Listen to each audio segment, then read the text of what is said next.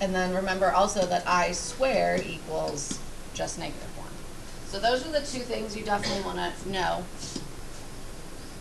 and memorize in regards to complex numbers. Sometimes we'll need to plug that in, sometimes we won't, sometimes we'll just simplify.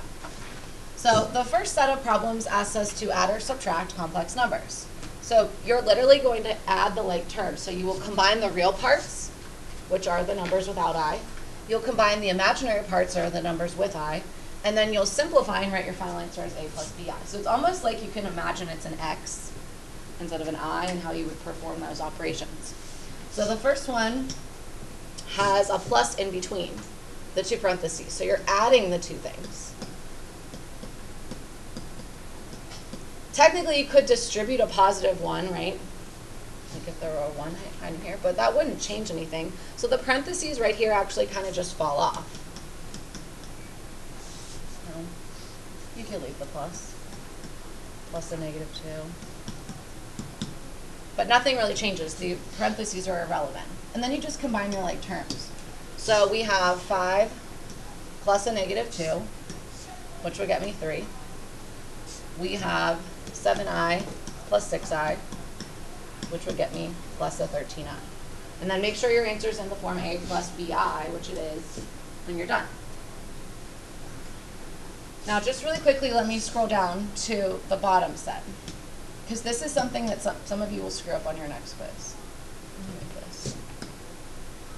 Do you see how this question is different than this question? So that one has a plus in between, showing that you would be just adding them. This one has no symbol, so what's understood to be going on between these two binomials, Garrett? Multiplying. Okay? Make sure that you don't think these are multiplying and then FOIL when it's just asking you to add. That's something I see every year. Okay? The next one is subtracting. Okay, before I combine my like terms, what would I have to do? But since there's a subtraction sign. Caleb? Good. We're going to distribute the negative or a -1 to each item in the second set of parentheses first. So the first set stays as is, 8 plus 3i, but this would become -2 and a -4i. And then you just collect your like terms. 8 minus 2 is 6. 3i minus 4i is a -1i, or just a -i. You can put the 1 or not, it doesn't matter. See if you guys can try C and D. And then we'll take a look at multiplying and how about D? Garrett? 4 minus 3i. Very good. Addition, you just combine your like terms. The -6 plus 3 is still a negative or a minus. All right, now we're going to switch gears and go to multiplying. Sometimes when you multiply, if they are binomials, you may need to FOIL. Okay? Now, some of you did FOIL just a regular expression wrong on your last quiz, which I haven't passed back yet, so you might not know. If I were just to FOIL like a regular quadratic 2 binomials, what do I get when I multiply these two terms together? Jade? X squared. I do not get 2x or 2x squared. So make sure that you realize when we FOIL these, if we multiply an I times an I, you're going to get I squared, okay, when you're FOILing. All right, so multiply the real numbers. You may need to use FOIL. We'll also multiply the imaginary numbers together, and again, we may get I squared. If you get I squared, you have to substitute in a -1, because I squared equals -1, so you can get rid of it. Multiply and simplify, write your final answer in the form a plus bi if necessary. Okay, so in example 3a, we will multiply the real parts, so 5 times a -4 is a -20. Multiply the imaginary parts, I times I will get me I squared.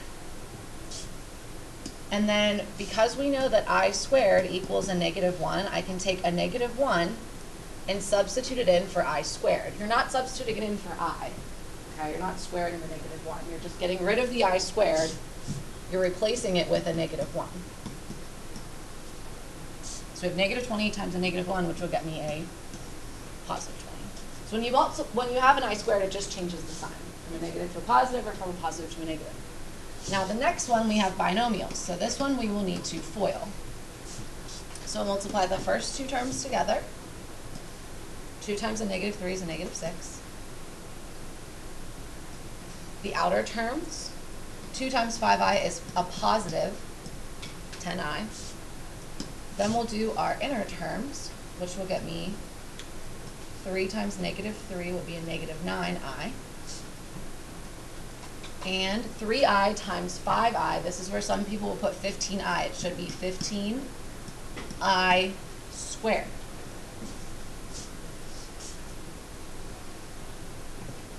Okay? 2 things we have to do. We have to simplify our like terms that are in the middle. And we need to replace this I squared with a negative 1. So I'll have negative 6, 10 minus 9 is 1i, or just I. And when I plug in a negative 1 for this, I'll multiply 15 times a negative 1 to get a negative 15.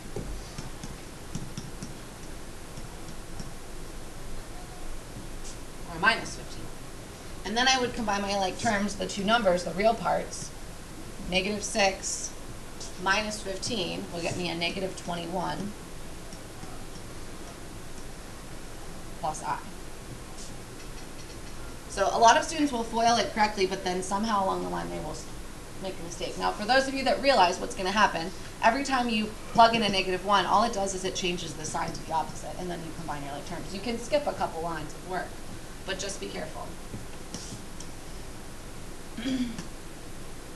See if you guys can try C and D, and then we'll pair successive powers of I. So let me go back in case anyone's watching.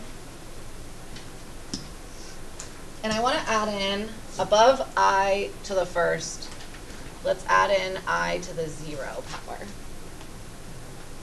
So all this is going to show us is if we were to have something bigger than I squared, what it would come up to be, like I to the 5th, I to the 4th. So does anyone remember the power of 0 rule? 0 power rule? Anything to the 0 power is, Garrett? 1. So imaginary numbers, the same thing happens. Anything to the 0 power is just 1. So I to the 0 is 1. We're adding that above. Now we know I to the first would be the square root of negative 1, but we're going to keep these all in terms of I. So I to the first would just be I. We know also that is square root of negative 1. I squared, we know is actually a negative 1. That's one of the rules we have to remember. Now, what do you think I cubed would be? If we break I cubed into like 2 things that we do know, like I squared and I, something like that. Garrett? You think it'll be negative 1? Close. Good. Negative 1i. So what we can do with any power that's bigger than 2 is you can break it up into a power of 2 and something else. So this would be equal to I squared times I, right? Times I to the first. Because 2 plus 1 would get me back to 3. We know that I squared is negative 1. And we know that I to the first is just I. So if I multiply negative 1 and I will get negative 1i, or negative I.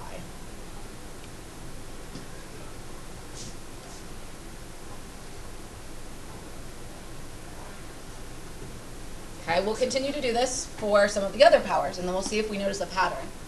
So I to the 4th, I could expand that out to be I squared times I squared. Would probably be the easiest one. We know that I squared is negative 1. And we know that I squared is negative 1 also. So negative 1 times a negative 1 would get me a positive 1. So you can notice that that has now repeated. Let's see if that pattern kind of holds that it's going to repeat again. So the next one, and you can use the previous answers too. So like if you want to break this into I to the 4th times I, you could use the answer that we just found. You could also do I squared, and I. So there's multiple ways to break it down. But since we have this chart, I would do I to the 4th and I to the 1st. We just found out I to the 4th is 1. And I to the 1st is just I. So 1 times I is 1I or just I, which you can see was the same as this. See if you can repeat the others and see if you notice the pattern, and then we'll come up with some of these answers below. Then it repeats, 1I, negative 1, negative I. 1I, negative 1, negative I. Okay?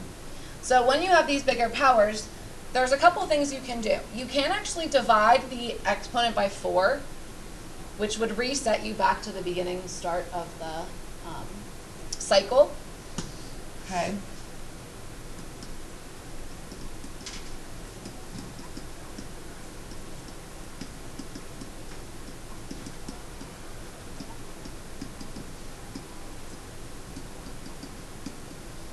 That will like reduce it to be back to a smaller version of something that you know. Now, unless you memorize that idea and this pattern, the other way that you could do it is what we did above, which is to break it down into things that we know and then rewrite them as products or powers to a power.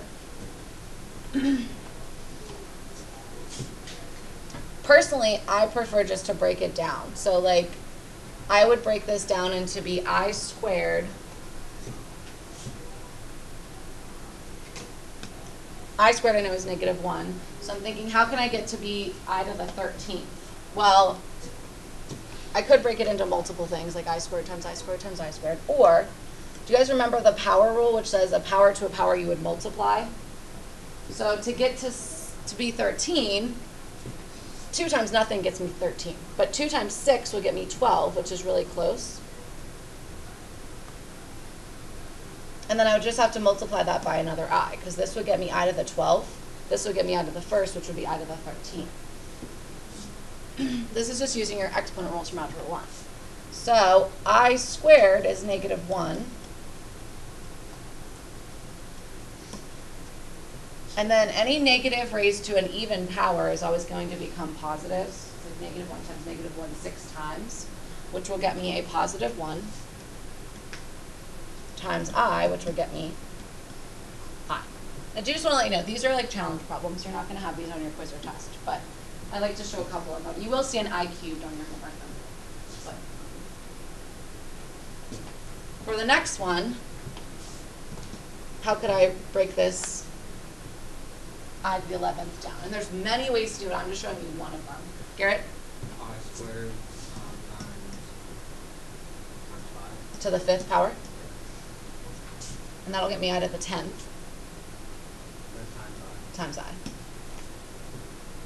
So this would be negative 1 to the 5th power times I.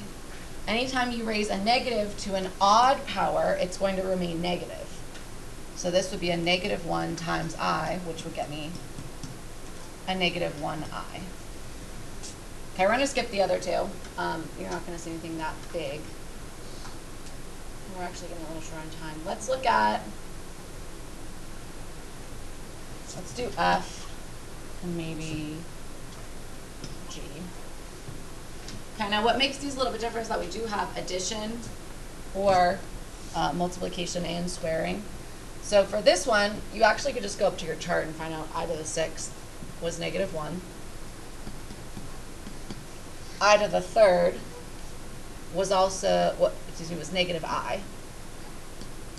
And that's why you want to make your I's definitely look different than your 1's, right? So this one, we can't multiply those together, but we would want to write our final answer in the form A plus BI. So this would be negative 1 minus 1I, or I. Now the next one has multiplication and exponents, so you want to remember your order of operations. You do need to do exponents before you do multiplication. So we would have to do 3I quantity squared. What would I get when I square 3I? What do I get when I square that? Ashley? Good. 9I squared. And then it's up to you whether you want to multiply these and get 18I to the 3rd and then simplify. Or some students just like to say, well, I squared is negative 1. So negative 1 times 9 would get me a negative 9. And then negative 9 times 2i would get me a negative 18i. And if you don't like that, you could have done 18i cubed and then broke I cubed down either using what you have in your chart or break it into I squared and 9. Okay. While I'm passing up the homework, why don't you guys try just C and D from the closure? You want to make sure you can differentiate between adding, subtracting, and multiplying.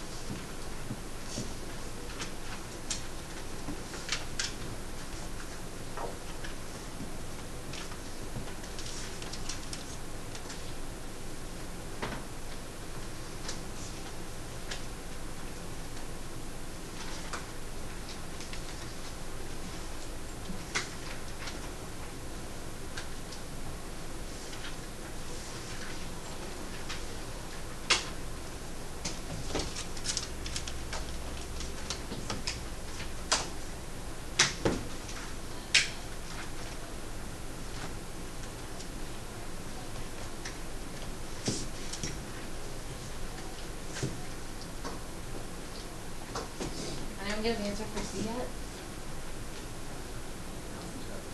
It is 10. Should get 1 minus 3i plus 3i minus 9i squared. So the middle two terms actually do go out to be 0i, and then this would become 1 plus 9, which is 10. How about for D? Garrett? 17 plus 2i. Good. Just make sure you realize that this has a plus. You're not foiling. Okay, on your next quiz, some of them are addition, some of them are subtraction, some of them are multiplication.